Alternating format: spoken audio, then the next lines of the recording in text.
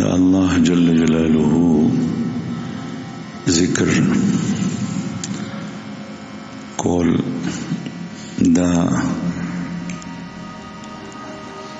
اعمالو روح ده او کوم یو عمل نجد الله یاد او ذکر قوتل نو هغه عمل بی روح شي هغه داسې شي لکه مرده مړی. تاسو ګورئ مونږ موضوع کو د سحر الحمدلله الله پاک توفیق راکو دې کې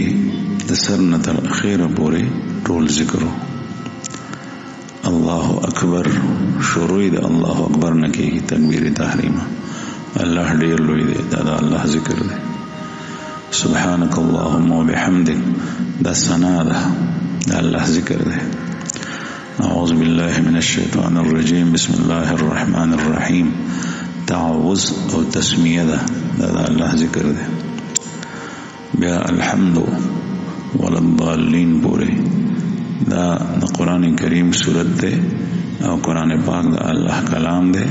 او دا الله ذکر ده. دغه وجه ده چې بغیر معنی پویدو په تلاوت باندې ثواب شته. بغیر معنی چې څوک په معنا نه پوهیږي تلاوت د قرآن پاک کوي نو د هغې اجر دی ځکه چې دا ذکر دی او ذکر وایي دی ته چې هغه لفظ ته ووایې په هغې باندې تا ته د اجر دی ثواب دی. دا د الله جل جلاله یاد وي هغه لفظ کې تسبیح تحمید تقدیس تحلیل دا تکبیر دا د الله ذکر. خو ذکر نه چې خپل فایده اوته نو غینا کله کله ذکر نه رسم جوړ شي. هر یو عبادت نه رسومات جوړي. مثلا یو سړی مسکی خو هغه د سر نه تر اخره پورې دی پوه نشي چې ما څه وکړل په دې مسکي. په مسکي خوشوني په مسکي د آداب او خیال ني او دا تصور په ذهن کې را نشي چې الله تعالی اړم نو د غموز دا رسم او ګرځي رسم او رسم دې ته وایي چې بس اساس سره خوځي نور په حقیقت باندې د عمل نه پويږي. نو د ذکر الله چې مونږ کو نو دین رسم ګرځول نه دی پکار چې بس روزانه دلته کې د سحر نه بس ذکر کیږي او راشه کې نه پکې بلکې د دې خپل حقیقت ته او د هغې فواید دي او د هغې منافع دي. د ذکر فایده او د ذکر منفعت دا دی چې ذکر سره زړه نرم شي د زړه سختی لري شي زړه روښانه شي د زړه نه تیاره لري شي او زړه صفا شي مان شي د زړه نه زنګ لري شي او زړه نیغ شي د زړه نه کجي او کوږوالی ته لري شي زیخت نه لري شي. نو تاسو وکتلی چې کله د انسان زړه نرم شي بیا په دې باندې فائدې مرتب کیږي او چې زړه نرم ني بیا په دې باندې فائدې نه مرتب کیږي. تاسو ګورئ دوه مثالونه زه درکوم. یو چې کله لوهار د اوسپنې نه څه شی جوړوي مثلا زمینداری سیزونه ته جوړوي د اوسپنې نه لوهار لور جوړوي رمبې ته نه جوړوي چاړه ته نه جوړوي کوداله ته جوړوي د یوې پاله ته نه جوړوي نو د اول دغه اوسپنه په اور کې کیږي په بټۍ کې او بیا د اور نه راوباسي نو بیا په سندان باندې کیږي او بیا هغه ته د خپل یا بل کس یو غټ سټک را خلاصي پلک چې غټ اوسپنه او بیا دین هغه نرم سره اوسپنه چې کله بیا شروعاله ختم شي به پور کیږي نو چې دا نرم شي نو دا پلنیږي او دین هغه شی جوړ شي رمبې ته جوړ شي لور ته جوړ شي کوداله ته جوړ شي دا مختلف اشیاء ته نه جوړي چې کله دا سخت شي نو بیا دین نه جوړي او د نرمۍ او هغه سره ته نشي جوړي او د سټک را خلاصولو سره گزار ورکولو سره هغه پلنیږي که تاسو خیال کړئ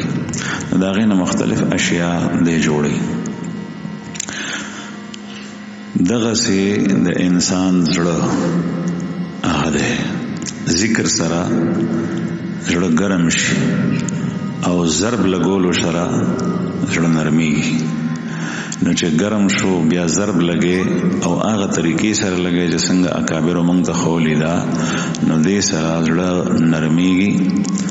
او زړه باندې فواید مرتب کیږي. دویم مثال زمیدار غنم کری په پټي کې فصل کری هر یو شی چې نو دا غي د پاره اول د زمکا واړی مونږ ته وټ وایو چې کله زمکا وړي دلی ني سخت پرتای دا وټته په وټ کې تغنم اورزو نو غزرغونیږي نه هغه مارغان مرغۍ وي دانه مو تختای یا به میږي اوسي او غزرغونیږي نه خوره کې پټ نه ده ځکه چې زمکا سخت ده او زمکه د پستک او نرمه ده هغه دی واړوله نو دا واړول نه پس باغې کې ته تخم اورزو نو هغه زرغونیږي اوس او هغه نه بیا فصل جوړ شي. نو د زمکه زرغونه الکه چې د زمکه ته نرمه کا دغه زړه سخت دی د انسان دا زرغونه الکه چې دینه د سختی لري شو نو چې کله دې نرم شو دا زړه نو بیا په دې باندې فائدې مرتب کیږي او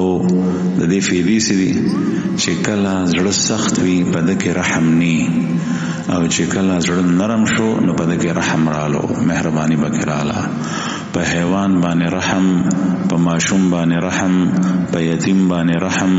په مظلوم باندې چې په ظلم کېږي رحم چې یو سړی دی هغه حادثه وشوه او په لاره کې پروت دی سشي اوالو گاډي والا تیر شو ستا په زړه کې رحم دی نو ته به کوشش د هغه سره به لاس مدد وکړي نو دې سيزون د په زړه کې رحم پیدا شي دا د نرم زړه نه خاله او چې زړه سخت وي زیګرور وي هغه هغه کې بیا دا رحم ناراضي. دویم زړه چې کله سخت وي نو د تخې خبرې کو په د باندې اثر نه کوي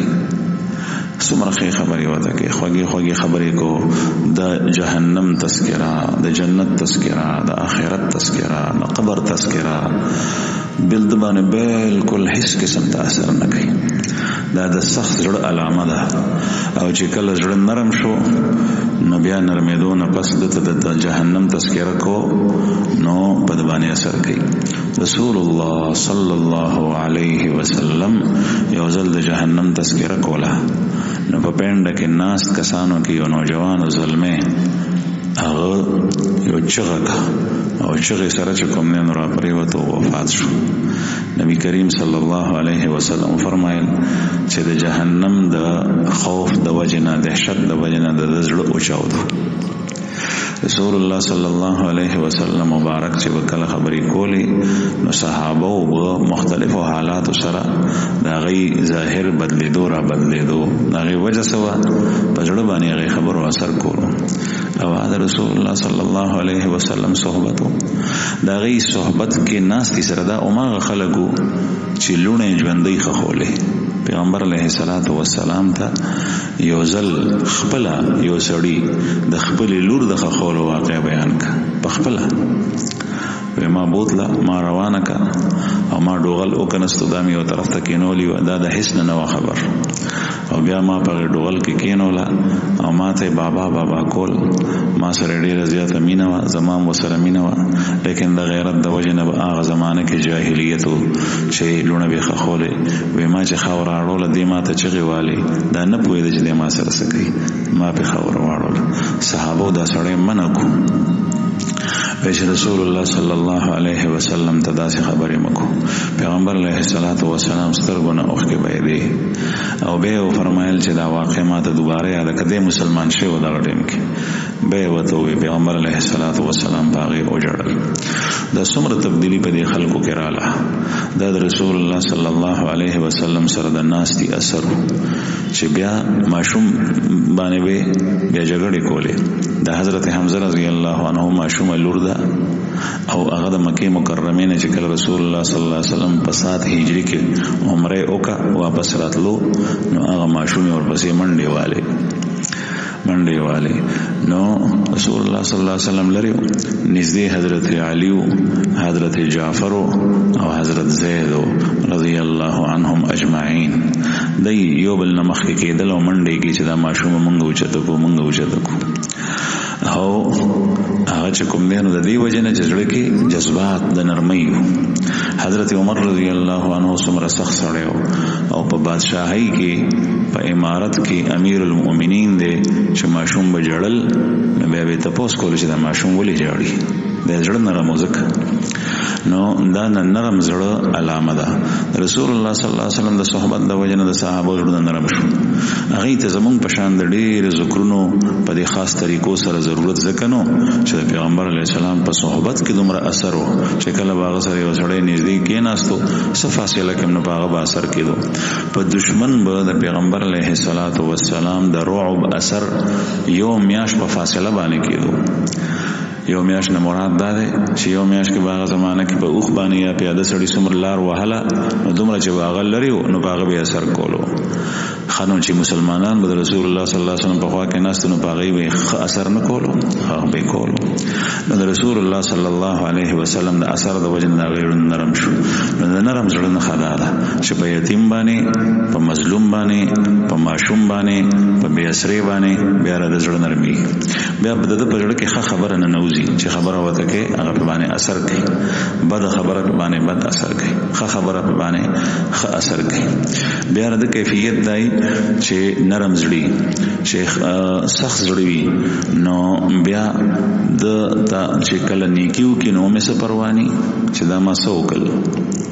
او چې کله بدیو کې نو مې څه پروانی او چې زړه نرم شي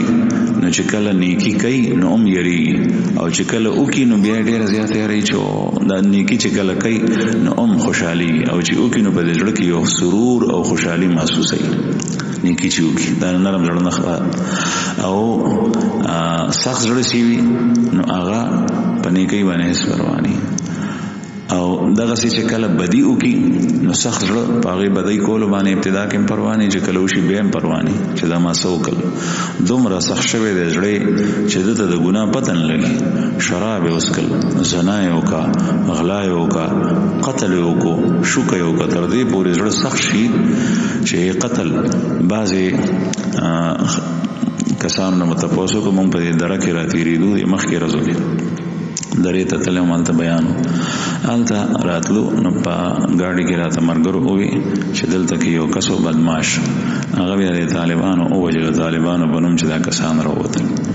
هغه دومره کسان مړ کړي ډېر او خلکو نه په زور سيزونه غشتل ګاډي بر روانه د غوا ډک ټرک به هغه ته چې دا ستاوشه بیا هغه ګاډي خپل کور ته تاو کو د زامنو په ودونو کې او بیا هغه غواګانې علاله کې شرګانو د ډاټسن براتلې به واړولې او کسان چې مړ کول نو وی به چې ماته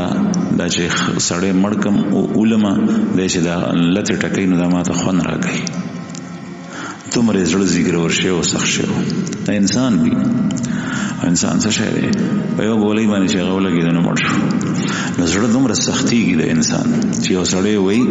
چې ما ته کلا سړی لتی وای او ولګي به مري سا ورګي نو دغه وخت ما ته خون راکې نو اس وی سبي ګناه ډېر خلک وجلو هغه بیا خپلم نه بلدلا سمړ شو قتل شو نو دا د زړه سختي ده نرمي ده چې په دغه احساس وي په دغه ښه جذبات وي د ګناه کولو سره د ګناه نه پس د پرړه کې د اثر دی خپای نو دا خفقان چې دا ما ولي وکل بد مې وکل دا د توبې سبب او ذریعہ ګرځي مؤمن کې دومره نرمي د پرړه کې وي چې د احساس وشي چې دا ما ګناه وکنه دی بیا توبه وباسي او چې کله وته احساس نه کیږي نو دی بیا کله توبه وباسي ذکر رسول الله صلی الله علیه وسلم دغه وجنا حدیث مبارک ارشاد فرمایلی دي چې کله ګناه وشي یو کس نه د پرړه باندې تور داغ ولګي او چې کله د توبه وباسي نو هغه دا غوران شي او چې کله توبه نو باسي بیا ګناه وکي بیا په بل داغ ولګي بیا ګناه وکي بیا په بل داغ ولګي که توبه او است خدا ورانی یو کنينو دا داغونه سی واکیږي نو درځړې ټول تور شي زړې تور شي او دغه زړه تورواله دا او ما هغه سختی ده پس دا غینا چې کله ټول زړه تور شو زنګین شو اوس دې ګناه کوي نو دته د ګناه احساس نکي هغه نرمي ته وله لکه تاسو دا جوړ خدا غوخه جوړ دی او اصل کې د دې نه چې کوم یو انسان د اوسپنې صادر تاوکي د اوسپنې صادر اوسپنې کې څه شي نن نوځي سرنج پکې نن نوځي دا خو ظاهري او حسي مثال دی دغه سه هغه زړه چې د زړه سره قائم دی دا غي مثال هم نو بهر حال عرض مې دا کولو چې ذکر په داسې طریقې سره کول پکار دی دا مخصوص ذکر شه دی یا سبحان الله سبحان الله مونږه مثبت مثلا درې زلوایو او الحمدلله درې زلوایو او الله اکبر څلور زلوایو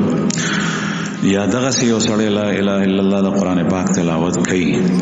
نو د دې هم خپل اثر وی ژوند او اثر نرميږي لیکن دا خاص طریقه چې کوم کیږي دا دلته چکیږي دا زمونږ د اسلافو د دې اوس په دې دور کې د دې ضرورت په دې بنیاد باندې چې دا په عام متعات سره دا څنګه کیږي لکه څنګه چې دې سره کیږي دا علاج دی علاج او علاج داري او سیسیونو بیا جداري لکه ګوري په خوراکونو کې الله جل جلاله مونږ ته هر یو شی خیر چې زمونږ د بدن ضرورت دی په دې کې هغه سيزونه هم شته چې غیر سره د انسان بیماری خکېږي لیکن هغه په لږ مقدار سره او چې کله د ما شوګر دا شوګر چې کوم دینو دته د انسولین ضرورت دی او انسولین د انسان په بدن کې شته خپل جوړي خوراک چې موږ وخورو دینه انسولین جوړي نو دغه انسولین د شوګر چې کوم جراثیم دي یعنی هغه مړکې نو سړی ټیک وي روغ وي برابر ساتي هغه زیاتې دوته نه پریږي کله چې د شوګر اجزا ډیر زیات شول بدن کې انسولین کم پاتې شول اوس په باندې غالب راځي نو سړی د شوګر بیمار شي بیا کله خطرناک حالت ته لاړ شي نو بیا ډاکټران څه کوي